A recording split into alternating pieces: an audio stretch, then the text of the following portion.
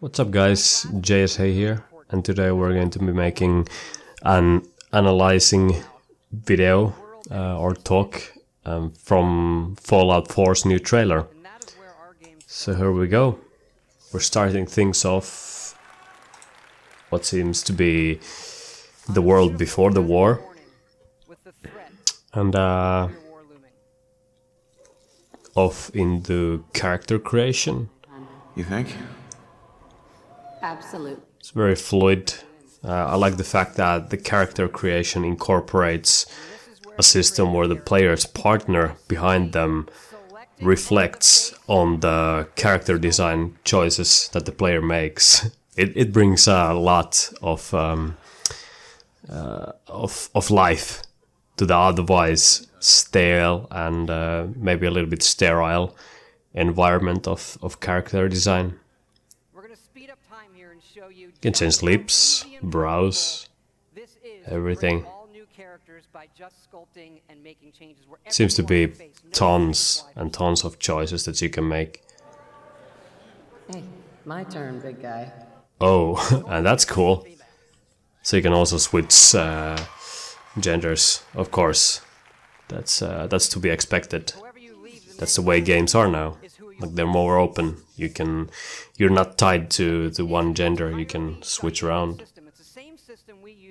Very deep. Oh, and the baby thing. That sounds cool. Cool also.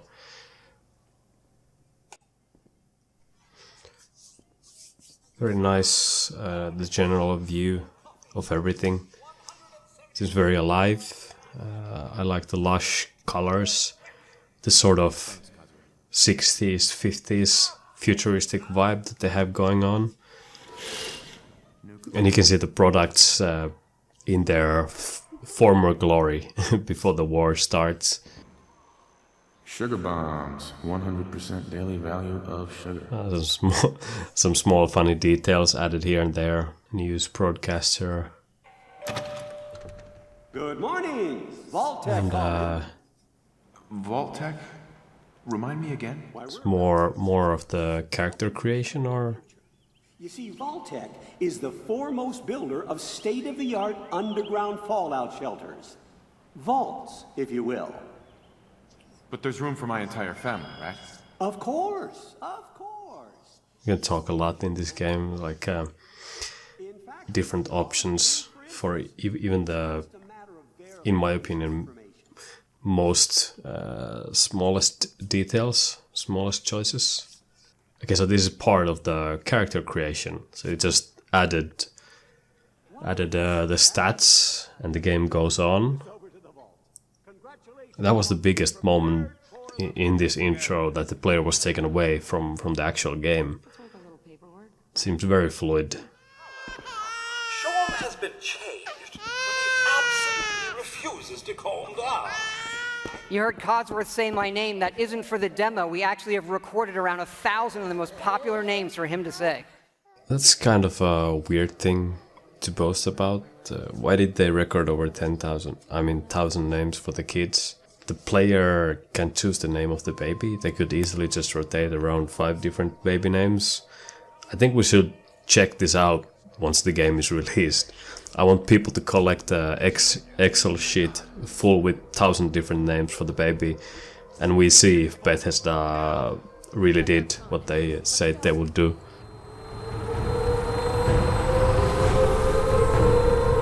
Almost there. I love you. Both of you. We love you too. Hold on! Now, we're not going to be spoiling or talking about the game's story tonight, but you do survive and get lowered into the vault. Events transpire. Seems like they are hinting that we get to play a little bit more in the not totally post-apocalyptic setting inside the vault.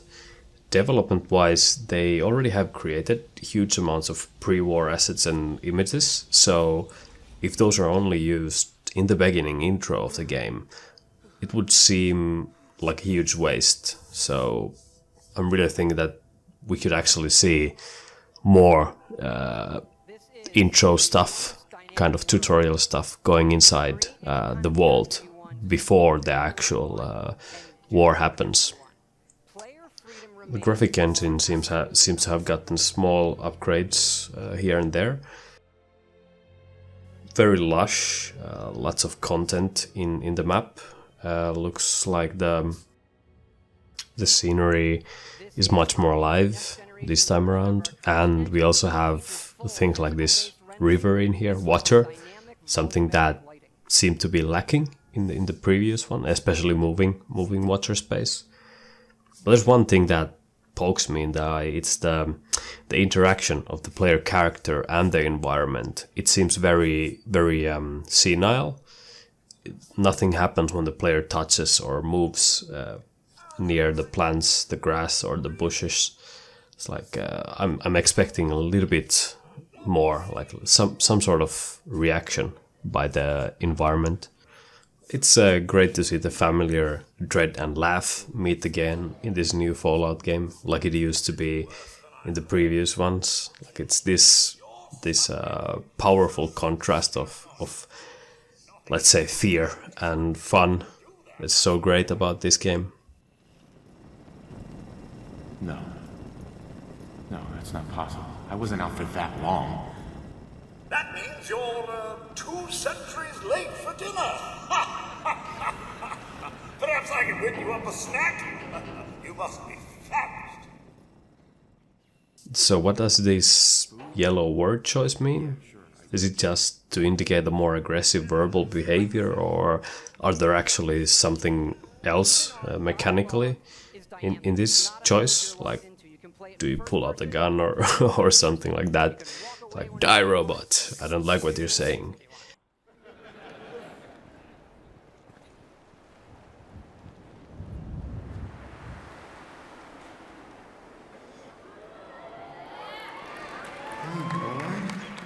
You're all by yourself. You want to come with me, pal? Okay then, let's stick together. Hey, head over there. It's a pretty interesting mechanic. Like not in its itself, but I'm thinking about the ways that the developers could actually combine this mechanic to something. Maybe you can use the dog to fetch unreachable items in the world. Let's say there's a hole in a fence and you see a gun behind that you cannot reach, but you send the dog to grab it.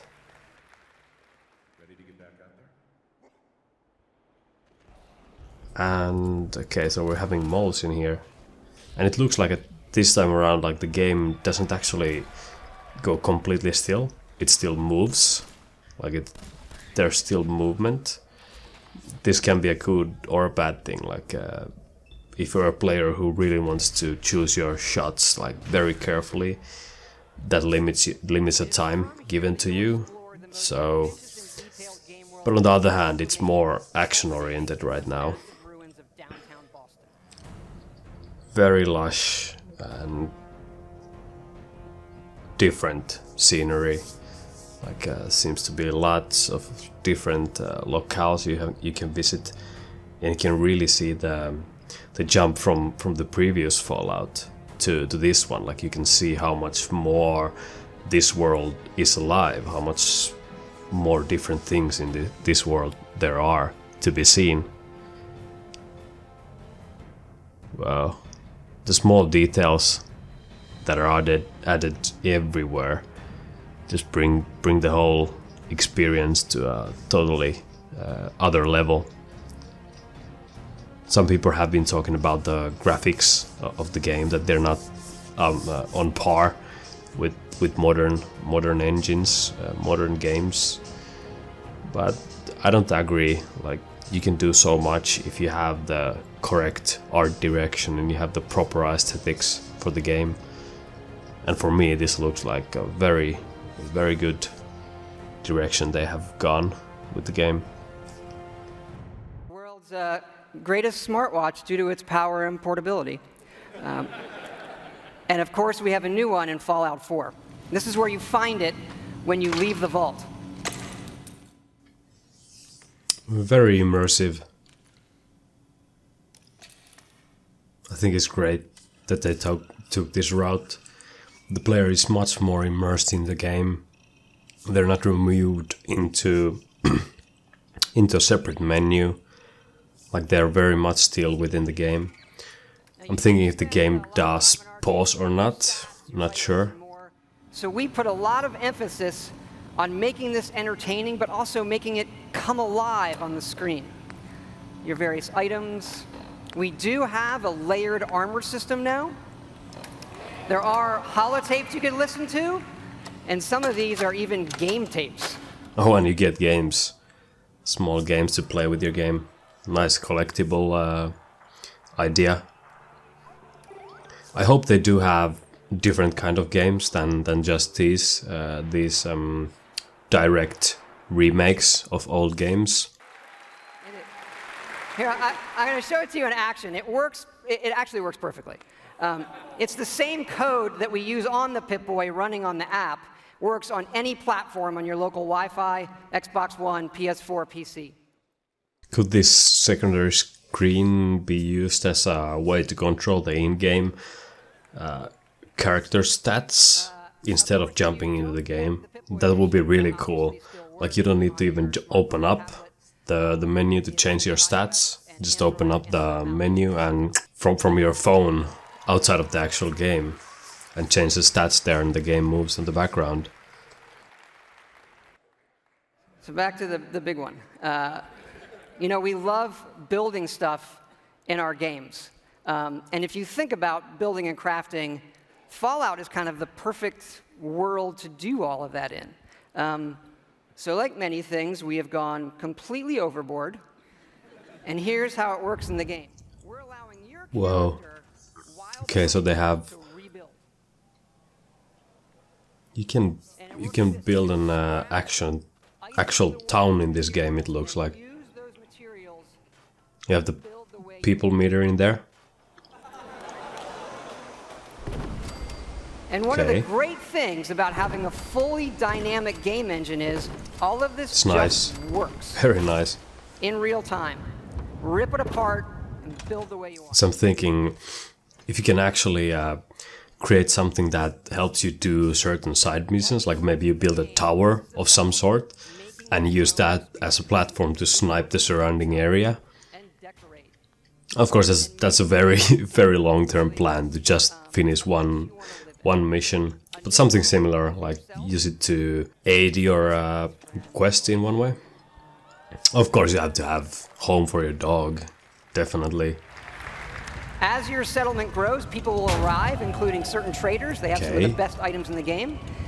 For these people, So a little bit of farming in the game, water, resource management within this small town. You get more people into the town. all right, so Looks like a Farmville post-apocalyptic. that require power, lights and other items. Of course, Fallout universe, 3D, with everything else running in the background. You can also build your own terminal. That's very cool. That hook to this power grid, and then you can control the various things and tweak Make them. games in this thing? The power lines are connected. Oh, I can see. I can see people creating Tetris kind of things with the lights. Turrets.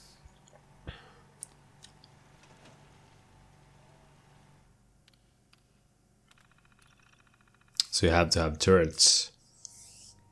Because you do want to build defenses. Oh, Because you're that's very cool. get attacked by raiders. Sort of defense mode within the game. Mortar? This just keeps on getting better and better. Okay, building. So it's fun to Stuff, build something stuff. yourself in the game that usually you'll find that we have built. Of course, you have to have lights going on the top floor. In the game world where we allow you to build, and you can even run Oh, Roman caravans it's very nice. between your settlements. I hope they're not super limited. Like, I hope they don't just have like, okay, you can build here, anywhere else it's off limits for building. I hope you can have lots of variety of places. Love this feature. Oh, and yeah, they they just made the light thing that I was thinking about, like creating custom art or whatever with the lightning pieces.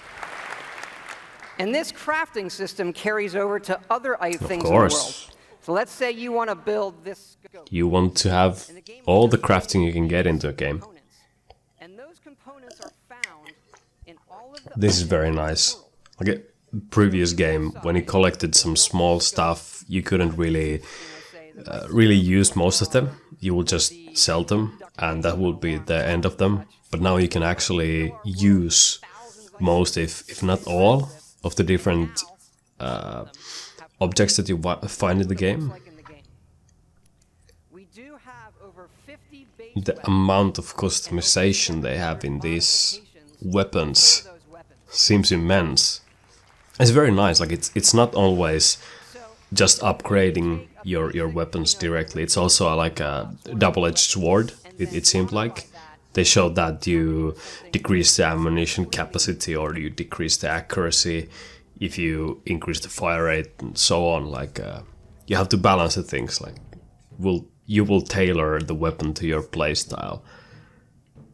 And the sheer amount of stuff you can make in this game just seems crazy.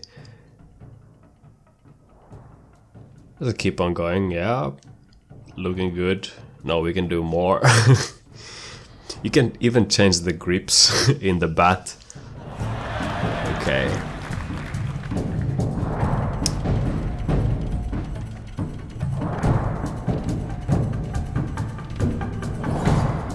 This is just marvelous to watch. Of course, they're modulated, like they're within modules. Like you have the central module, then you attach the front module, and so on. Like you have the weapon in pieces, but it still looks very open. Like you have tons of different pieces, and of course, your main weapon, your main armor in the game. You can customize that thing.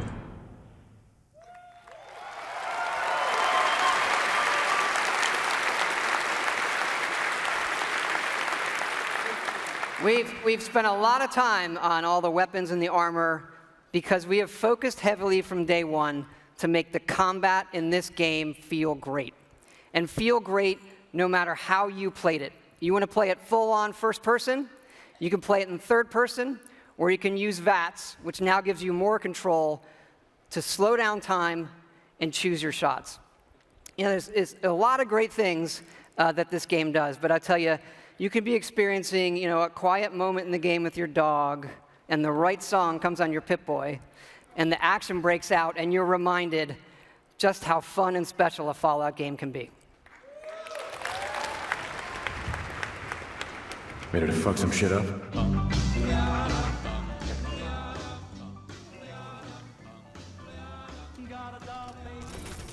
Okay.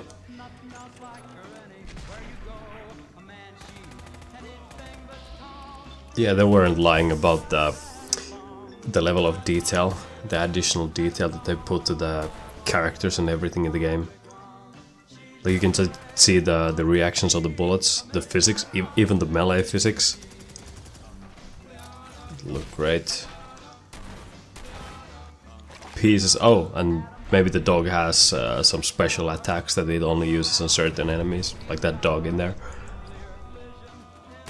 The armor pieces dropping off from enemies. They are definitely ramping up things in this new Fallout. And you get to go blast shit up with the power armor.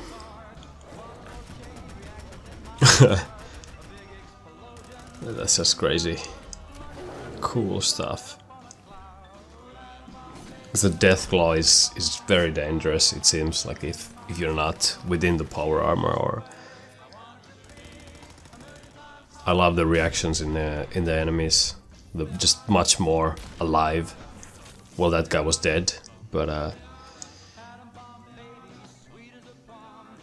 okay, you can order order on demand helicopter ride and shoot things up from that. Yeah, comedy, more humor in the Fallout universe, of course. On the power armor, looks great. It's not just armor, it's you can fly around. That's very nice. So you blow up things, you blow up more things, and you blow up even bigger things.